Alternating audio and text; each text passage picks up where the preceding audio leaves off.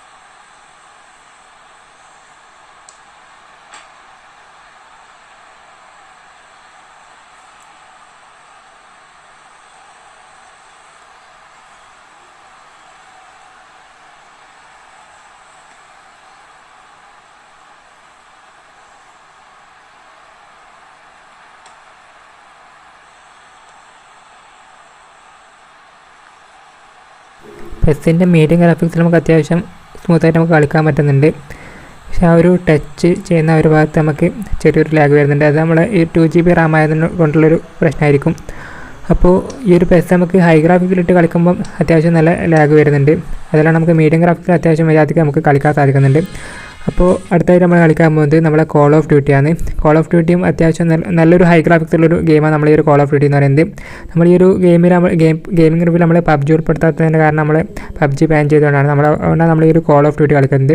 Call of ഡ്യൂട്ടിയും അത്യാവശ്യം നല്ലൊരു ഗ്രാഫിക്സുള്ളൊരു ഗെയിമാണ്. അപ്പോൾ ഈ ഒരു കോൾ ഓഫ് ഡ്യൂട്ടി നമ്മൾ ഈ ഒരു ഫോണിൽ നമ്മൾ ഈ ഒരു ഗെയിം നമ്മൾ കളിക്കാൻ പോകുന്നത് മീഡിയം ഗ്രാഫിക്സിൽ ഇട്ടിട്ടാണ്. അപ്പോൾ ഈ ഒരു കോൾ ഓഫ് ഡ്യൂട്ടീൻ്റെ ഗെയിം പ്ലേ നിങ്ങൾ കണ്ടാൽ നിങ്ങൾക്ക് ഈ ഒരു ഫോണിൽ കോൾ ഓഫ് ഡ്യൂട്ടി എത്ര സ്മൂത്താണ് നമുക്ക് കളിക്കാൻ പറ്റും നിങ്ങൾക്ക് കാണാൻ സാധിക്കുന്നതായിരിക്കും. അപ്പോൾ നമ്മൾ ഈ ഒരു കോൾ ഓഫ് ഡ്യൂട്ടി എന്ന് പറഞ്ഞ ഈ ഒരു ഗെയിം ഇപ്പോൾ ഓപ്പൺ ആയിട്ടുണ്ട്.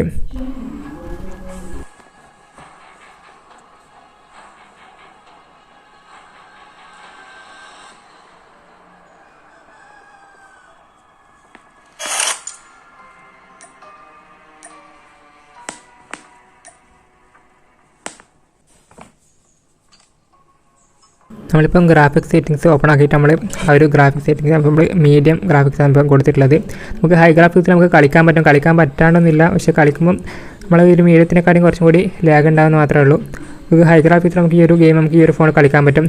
ഹൈ ഗ്രാഫിക്സിലും വെരി ഹൈ ഗ്രാഫിക്സിലും നമുക്ക് കളിക്കാൻ പറ്റും. പക്ഷേ ഒരു ലാഗ് ഉണ്ടാവും എന്ന് മാത്രമേ നമുക്കുള്ളൂ. നമ്മൾ ആ ഒരു പോക്കോമറ്റുമ്പോൾ നമ്മൾ കളിച്ചിട്ടുണ്ടായിരുന്നത് ഹൈ ഗ്രാഫിക്സിൽ ഇട്ടിട്ടായിരുന്നു. പക്ഷേ ഈ ഒരു ഫോൺ നമ്മൾ കളിക്കാൻ പോകുന്നത് നമ്മൾ മീഡിയം ഗ്രാഫിക്സിൽ ഇട്ടിട്ടാണ്.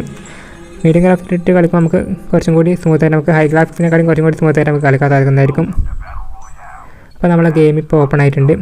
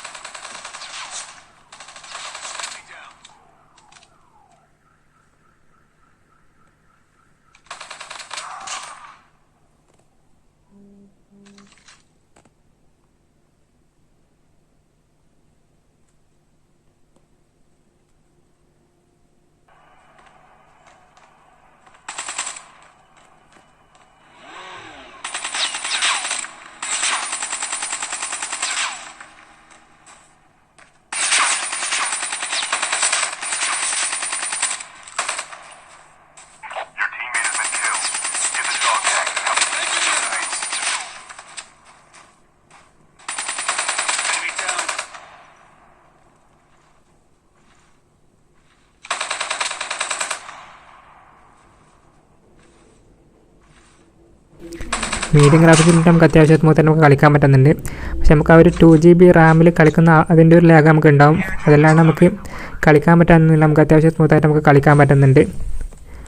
അപ്പോൾ അടുത്തായിട്ട് നമ്മൾ കളിക്കാൻ പോകുന്നത് നമ്മളെ ഫ്രീ ഫയർ ആണ്.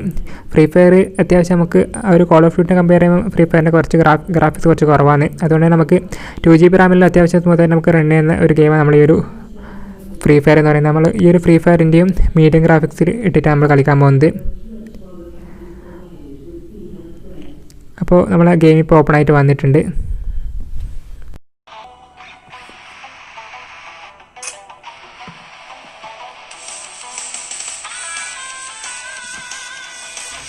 മീഡിയം ഗ്രാഫിക്സ് അപ്പോൾ നമ്മളിപ്പോൾ സെലക്ട് ചെയ്തെടുത്തിട്ടുള്ളത്. അപ്പോൾ നമ്മൾ നോർമൽ ഗ്രാഫിക്സ് നമുക്ക് ഫ്രീ ഫയർ നമ്മൾ ഓപ്പൺ ആക്കുമ്പോൾ നോർമൽ ഗ്രാഫിക്സ് നമ്മളിപ്പോൾ സെലക്ട് ചെയ്തെടുത്തിട്ടുള്ളത്. നമുക്ക് ഹൈ ഗ്രാഫിക്സിൽ നമുക്ക് കളിക്കാൻ പറ്റും. അത് അത്യാവശ്യം കുഴപ്പമില്ല, നമുക്ക് കളിക്കാൻ പറ്റും. പക്ഷേ ഒരു മീഡിയം ഗ്രാഫിക്സിൻ്റെ അത്ര സ്മൂത്ത് നമുക്ക് കിട്ടില്ല ഹൈ ഗ്രാഫിക്സിൽ ഇടുമ്പോൾ. അപ്പോൾ നമ്മളെ ഈ ഒരു ഫ്രീ ഫയർ അപ്പോൾ ഓപ്പൺ ആയിട്ടുണ്ട്.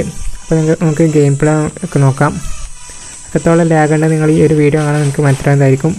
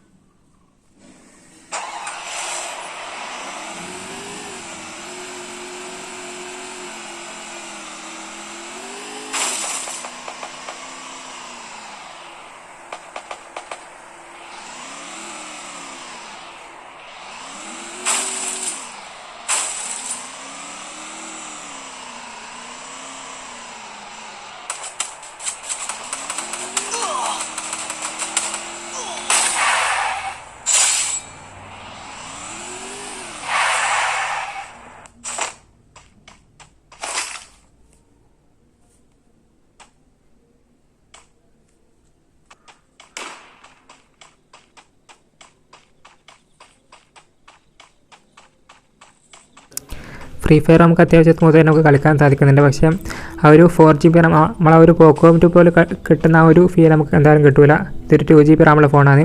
അതുകൊണ്ട് തന്നെ നമുക്ക് അത്യാവശ്യം സ്മൂത്തായിട്ട് കളിക്കാൻ പറ്റും. അതിനകത്ത് ലാഗും കാര്യങ്ങളൊന്നും വരുന്നില്ല. ഈ ഒരു ഫോൺ എന്ന് പറയുന്നത് ഗെയിമിങ്ങിന് വേണ്ടിയിട്ടുള്ള ഫോണൊന്നുമില്ല, നമുക്ക് നോർമൽ യൂസിന് വേണ്ടിയിട്ടുള്ള ഫോണാണ്. പക്ഷേ നമുക്ക് അത്യാവശ്യം ഒരു നോർമലായിട്ടുള്ളൊരു ഗെയിമിങ് ചെയ്യാൻ സാധിക്കുന്നതായിരിക്കും. നമുക്ക് തീരെ ഗെയിമിങ് കഴിയാണ്ടെന്നില്ല, നമുക്ക് ഗെയിമിങ് ചെയ്യാൻ സാധിക്കുന്നതായിരിക്കും. അപ്പോൾ ഇന്നത്തെ വീഡിയോ നിങ്ങൾക്ക് ഇഷ്ടപ്പെട്ടെങ്കിൽ നിങ്ങൾ ചാനൽ ഇതുവരെ സബ്സ്ക്രൈബ് ചെയ്യാണ്ടാണ് വീഡിയോ കാണാൻ സബ്സ്ക്രൈബ് ചെയ്യുക. അപ്പോൾ നമുക്ക് അടുത്ത വീഡിയോയിൽ കാണാം. Good bye.